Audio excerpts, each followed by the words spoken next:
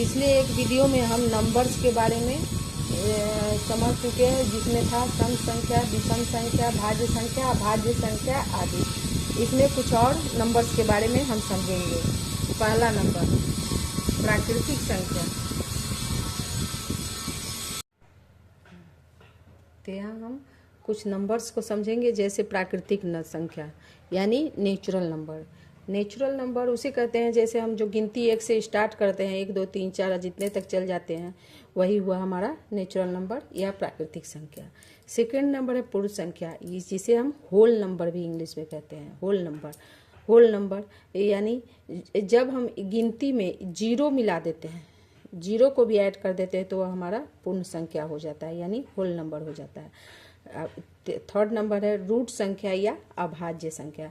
तो अभाज्य संख्या और भाज्य संख्या तो हम पहले भी पढ़ चुके हैं, लेकिन रूट और यौगिक इसी में कन्फ्यूजन हो जाता है। रूट संख्या और यौगिक संख्या में हम लोगों को कन्फ्यूजन हो जाता है। तो यहाँ समझेंगे रूट संख्या ही अभाज्य संख्या है।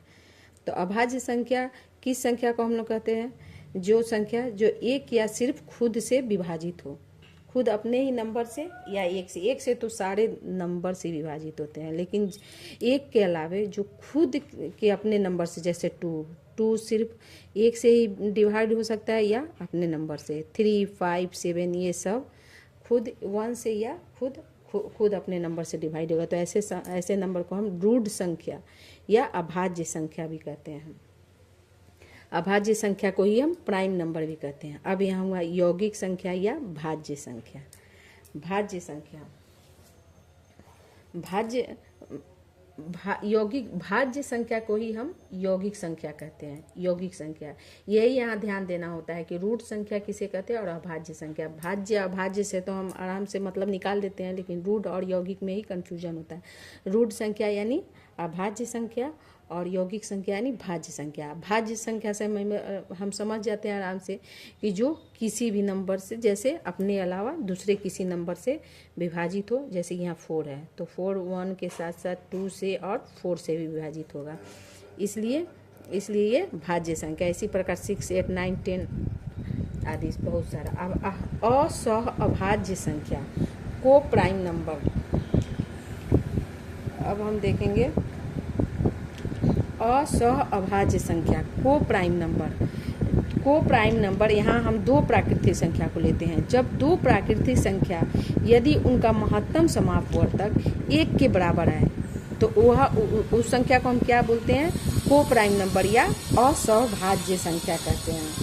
तो यहाँ हम निकाल के देख लेते हैं। जैसे 9 और 16 है, तो इसको हम निकाल के हम देख लेते हैं कि कैसे यह सहभाज्य संख्या। अब यहाँ देखते हैं, यहाँ 9 का हम यहाँ 9 और 16 का हम निकालते हैं HCF।